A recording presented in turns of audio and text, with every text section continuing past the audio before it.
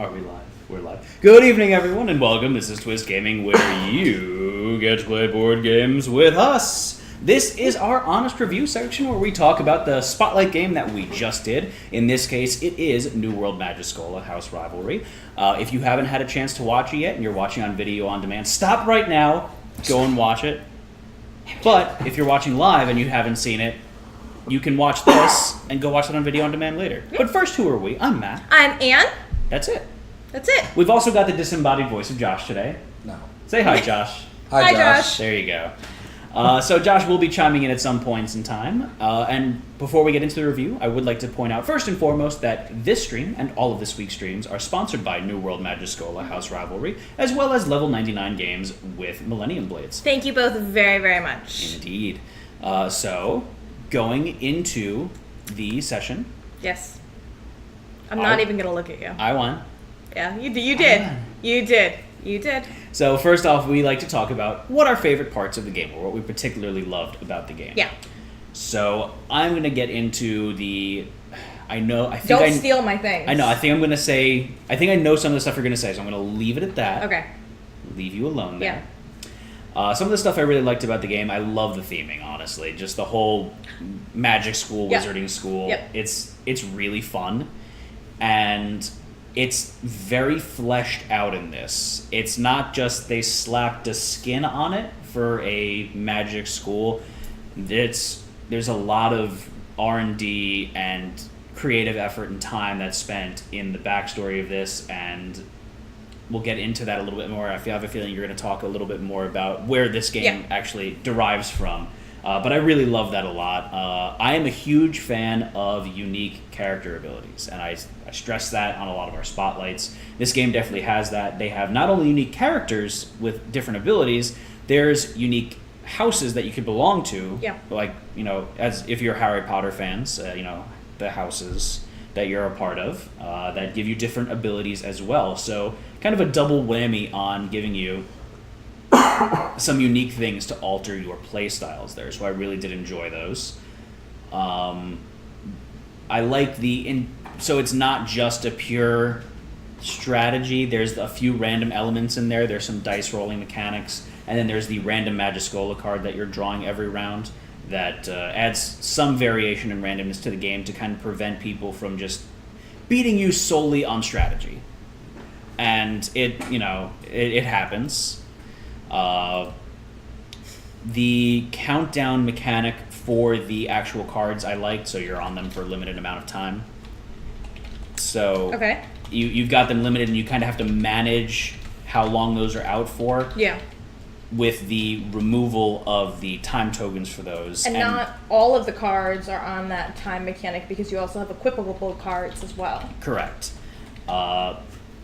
This game doesn't really hone in on, I am solely this kind of game. It's got a little bit of a bunch of things. It's got the set collection style, from a points perspective. It's got a little bit of the time resource management there. A little bit of take that style stuff with some of the cards that you have, such as the conjure cards. Yeah. Overall, it was really fun to play, and it was, most importantly, super duper simple to pick up. We would like to point out, if you did watch us on video on demand or just live a second ago, we did a few things incorrectly, but I attribute that to not wanting to sit and open up the rulebook as I'm playing. I was doing this solely off of my initial read-through memory, and then Mike, our gracious guest on the stream, explaining the rules to us, and he didn't catch me until a few rounds in. But those were, for example, the turn order of your actions. You have to perform them in the order that they're actually on your house sheet versus the order of the player's turns. So the enroll ones get, oh my gosh, I just lost the word. Resolved? Yes, thank you. So the enroll gets resolved first, study next, and then conjure. However, the wand bearer gets priority after that. Okay. So if two characters are both studying, the study action gets resolved at the same time, but the wand bearer gets to have both players choose the selected action because they both selected that. They do not get the routine. So if two players double up on the same action, they don't get the selected and the routine. And I have a feeling that kind of matters much more in a more than 2-player game. This game supports 2 to 5 players. So if you've only got 3 actions and you've got 5 people choosing, there's going to be overlap. Yeah. So. And then the wand bearer goes first for the selected action, which I guess is very important, like really with conjuring. Yeah, I think conjure is definitely the one where that, the other one, it's kind of the luck of the draw for the course one, the enrollment one. But yeah, for conjuring, it definitely matters the most, the turn order for the resolving. So those 2 little things keep in mind as you're watching our playthrough. Other than that, the rules, I mean, how about for you? Were the rules fairly straightforward? The rules were fairly straightforward. There's a lot going on in the game with the various different mechanics in a couple of different places, but it's all fairly well explained in how to resolve everything. And the basic turn order are 5 steps, and step 5 is time passes. Next person. Pretty much, remove a cube from everything. Next person. Yeah, I mean they're very simple turn order items, and they're all really well laid out on your map. So I'm gonna throw the ball in your court. Sure. So one of the things that I really love about these games is the art. Absolutely. And I think that the art is really nice in this game. I think that maybe the logo art and some of the artwork art may be different artists. 3 artists. There's 3 artists on it, so I can tell a little bit of the variation probably between the artists. The character cards look different from the class cards, look different from the playmats to me. But it's all nice, cute art. I kind of wish that the character card art matched the classroom art. I don't know which way I would want to take that because I like them both equally in different directions. But the house crest... So this is an example of a player card, and again, this is an unnamed player card. That's why it says this could be you. So that is one style of the art. Then we've got the actual, this is a club card, so the club and the courses both have the same art style. Yes. So it's more of like a cutesy cartoon. Cutesy watercolor style cartoon for that, and the other one's more of a comic booky art, if I had to classify it. I'll take that. I'm going to chip in right here. I think, so you have this sigil, which is kind of what a sigil would look like. Right. And that would be done by an artist that does sigils. And that makes sense that it's not in place. Then you have your people who are supposed to represent you, right, which has a very realistic style. Yeah. And then the game pieces themselves have their own unique art because it's not real world kind of like. Actually, yeah, I'm sorry. This is placeholder art for this one, just because that is having your personal thing drawn. So this is actually one of the already done ones. So this has someone's name. This was a Kickstarter level. So it's more of a realistic artistic approach there. I mean, it's not. Don't get me wrong. Individually, the art's really nice, and I don't think that the crest art. I think the crest art is crest art. That's what you're gonna get. But the difference between the characters and the cards, it would have been nice to see some symmetry. Now, I'm not constantly looking over at the character cards, so it's not as prevalent when you're playing the game because I have a special ability. It's only one special ability. It's triggered for my particular character very infrequently, so I don't have to reference it as much. So I'm not really looking at this art. The art that I'm looking at is the card art, and these clubs and class art are absolutely adorable. They kind of look cartoon. Cartoon is kind of a nice way to put it. Yeah. Kind of like kid friendly. Like this would be I think the kids would get a kick out of the art here, but as an adult, you saw me. I don't think it looks too over childish. Yeah. So I like that a lot. I think that the player mats are pretty well laid out, and they have the pertinent information. For me, that's really important because I'm constantly going back to reference, like a quick reference guide. And like we mentioned before, the turn order is really great, clear, concise. It's there. You've done a great job of really laying that out for me. Maybe something with the issue that we had with the turn order in the actions section, maybe like an arrow or some sort of graphing indicating resolve from the top down would be a nice little item. And that's one of those weird things that you get after you've played a game so many times and see where a quirk is. Right. The art also doesn't match the board. So I mean, there's a lot of different art styles here, and I think I don't know how I feel about how that impacts cohesiveness. And they're nice, but they're all a little separate. But it is what it is. So what else did you like about the game, Anne? I like the immersiveness. And I think you really touched on that when you were talking about it being a very fleshed out game. One thing that's really cool about the game is that New World Magischola is a real place that you can go to. It's like a grown-up summer camp for like $300-400. We were talking about to Mike. You get to have 4 days, room and board, and food, and you go to the classes, you get sorted into a house. Oh, that's another thing that I thought was really cool. Before you even talking about immersiveness. She's a little excited right now. I love immersiveness in a game because that's why you play games, stay lost in them. And with this game, it starts before you even put the player mats down because you go online and you take their Cosmo quiz and you get sorted into a house. Which is what we did, and surprisingly, they the houses that we got sorted into, the little description on there fit really well, and then we asked Mike a little bit more about them, and it was a little bit more embarrassingly accurate, and it's okay now. That's really accurate.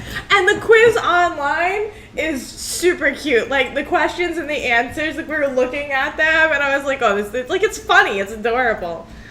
So I thought the questions were really cool. You're immersive from the start. The houses were great to be sorted into. I picked a character because there was a dragon in it, so that was cool. And I think that everything you wanted to touch on? I think that's everything that I wanted to touch on.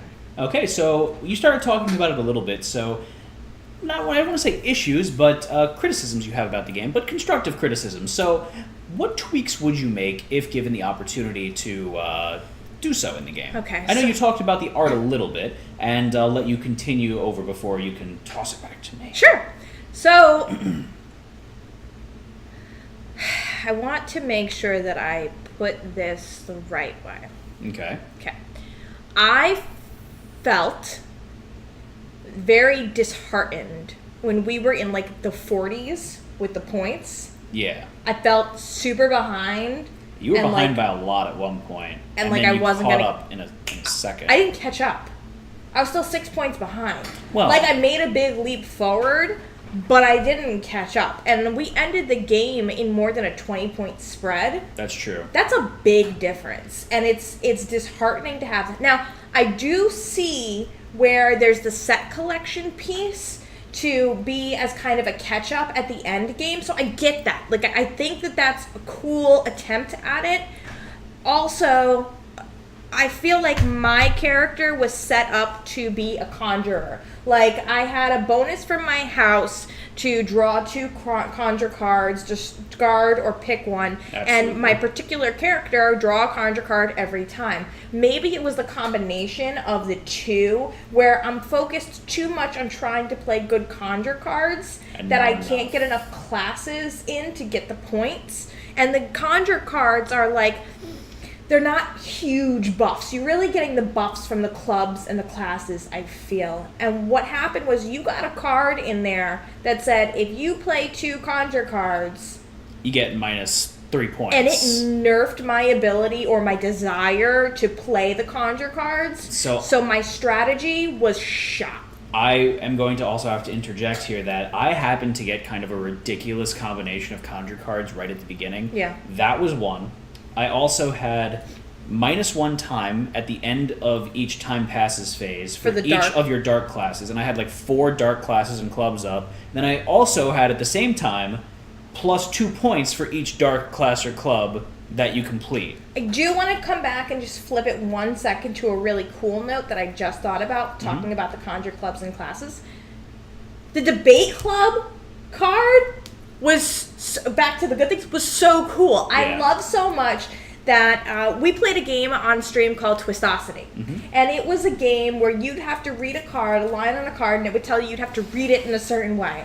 And it was so much fun to have to imitate or act out or do something like that. And a lot of games don't do that. And I love how this game put it in there. And so if you watch the playthrough, you'll notice that while I had the debate club up, I had to say wrong before I said anything. And we kind of did it before any time that I hadn't said anything in a long while, or if I was a person to speak after somebody else. And I got a lot of buffs for it, but it was not easy, and I got hit once where it gave me -3 points. Yeah, and I kept trying to lead you in. Everybody was. It was really difficult. But there was another one that I drew as well, and that was the one where you had to whisper. Whisper one. I didn't want to do that for the stream because Right. that would be kind of silly. But it would have been fun to... In a personal game, it would be fun. Yeah. For sure. It was really cool. Okay, so you, I'm sorry to have cut you off. You No, said that you're you good. really got a really great hand off the bat with Yeah. your dark class buffs and your Condor cards. So I had the ability to kind of nerf your ability right off the bat from the get-go. And then I also completed 2 classes in rapid succession. Yeah. And then you gave me the Merfolk Weaving Arts, which is technically a handicap card. And I'll show that off now. It's 0 points if you complete it, but it still counts as a class. So like it while it ate into one of my spots that I could take a class with, and it doesn't give you any points, it still gave me... So I got the animal buff from it for completing it, and then it also allowed me to end the game quicker, which could be a negative as well, Yeah. depending on the point situation. But I got off to a really hot start, and I think that really just... You could have caught up if perhaps you didn't give me that card. That's a fair point.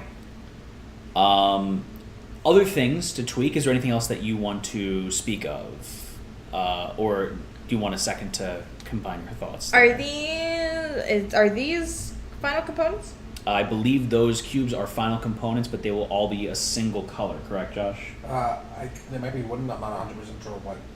So they will be 3-dimensional cubes Yes. of a all solid black. color. All black. Yeah. So how does that affect what you're going to say there? I hope that Wooden there's... cubes in final game. Sorry to Okay. interrupt. Wooden cubes in the final game, I think that's cool. The grading cubes will be imprinted ice. Okay, that's what I was hoping for. We are fortunate enough to get games that aren't yet final production games, copies. Prototype. So, prototype games. So please make sure that you are keeping that in mind when you're reading the reviews, that the games that we're showing off on stream, like we've had games on the stream that are way early production. I can't remember the one that we played with the monsters and the The pegs. card game. Yes. That wasn't a card game. Yes, that one.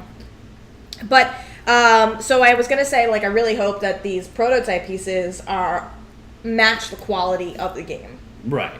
So, So I'm going to piggyback off of you there. You were talking about the cube components, and you're Yeah. kind of... That's fine for you, right? yeah. So I don't get the grade cube. Do you want to roll a die? Yeah, it's a die, and I feel like I should be rolling it. And I guess, I get that you use them as countdown timers or count-up timers That's or what I kind of placeholders. associated with. It's like a life counter.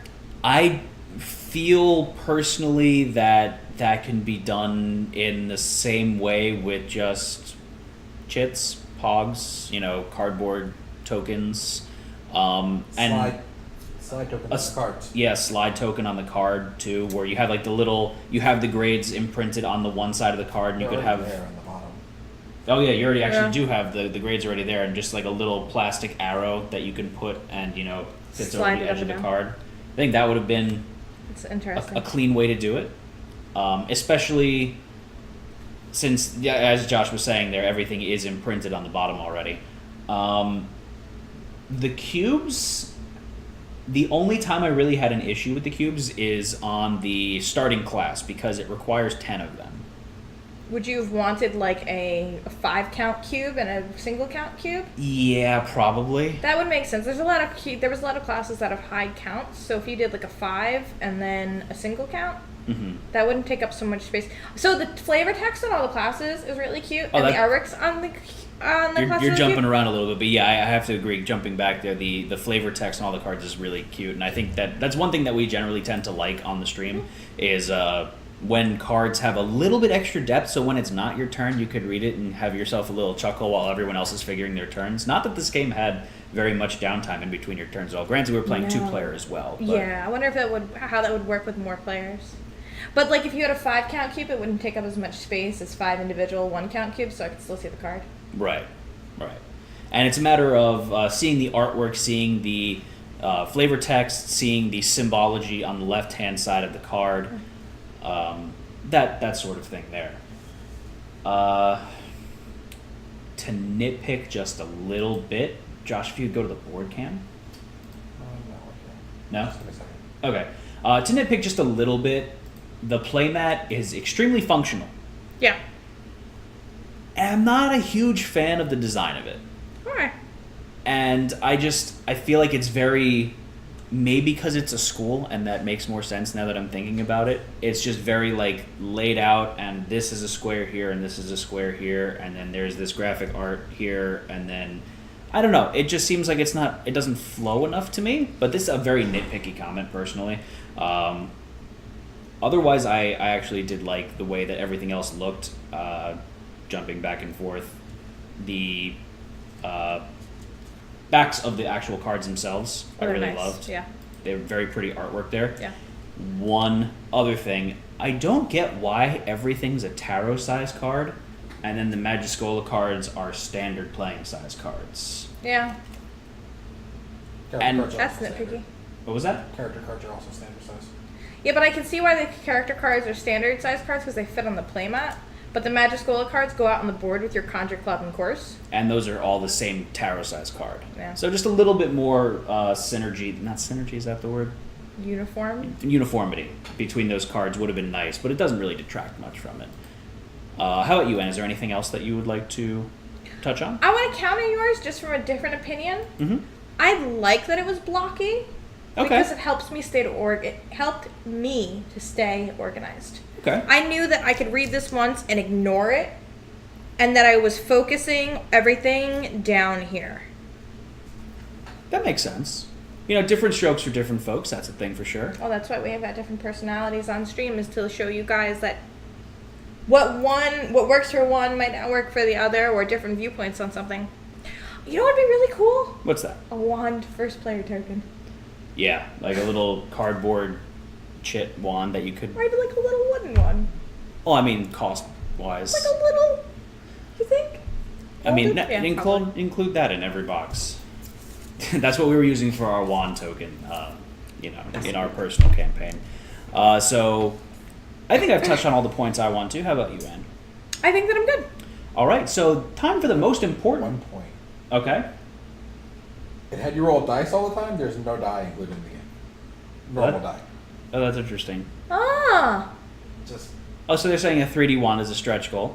that'd be cool. So, yeah, I think You need a die in the game would be nice if it does require you to or roll if a all die. the tables use the ABCD. And if you would like to have a D6 for your game, No. Oh god. But yeah, actually no, that would make sense too. Is if they just changed it over to A B C D, A plus F as the roll on the card print. to and use then, an unused die. well, because then you have a die Yeah. that you're not really using as a die, but Yeah. you could, and Yeah. then that kind of two birds one stone. Yeah. Less components in the game. Yeah, I wouldn't want somebody to pick up the die that's currently on their card. Well, if you've Because got then you forget what grade you had. if you've got But if five you moved it to- players Yeah. game and you could take only 3 courses max, and the clubs don't have grades. So you're talking about 15 dice. You can make 16. Game comes with 16 dice. See, it's a thing. That's the thing. All right, so time for the most important question of the evening, and that is: would you play it again? Yes. Even though I lost, I think that I would want to go in with a different strategy. I'd be really curious to see if my same grievances happened a second time around. I would have to agree with you. I would definitely like to play it again, just because I'd like to see the different school or different house abilities Yeah. and the different player abilities as well. That's That adds a lot of replayability. it's part of the reason why I really love those cards, and just to see the different style of play there, because I just went for finishing classes quickly. I'd like to try the conjure heavy approach, or there's one that's focuses primarily on completing a bunch of clubs. So I'd like to try those as well. But otherwise, I had a very fun time playing the game. Definitely would play this again. Super excited about it. Yeah, what's the price point on Kickstarter? I'd say it's about $50. Okay. There's a lot of components. I feel like if those dice were not dice, then the price could be cheaper. Again, I'm just this is not a known fact. I have no idea.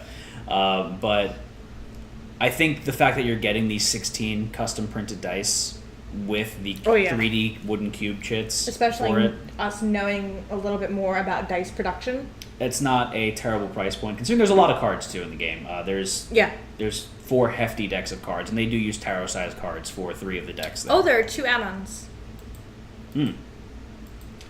All right. So, is there anything else that you wanted to mention? No, I don't think so. I think that I am good. All right. So, Saw signing off right now. This is Twist Gaming. Thank you all for joining us this evening. This was our honest review section of New World Magischola House Rivalry, and we would like to point out that this stream and all of this week's streams are sponsored by New World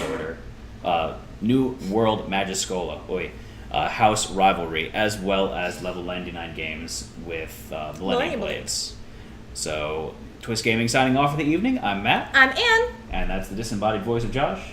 All right. Good night, everyone. Night.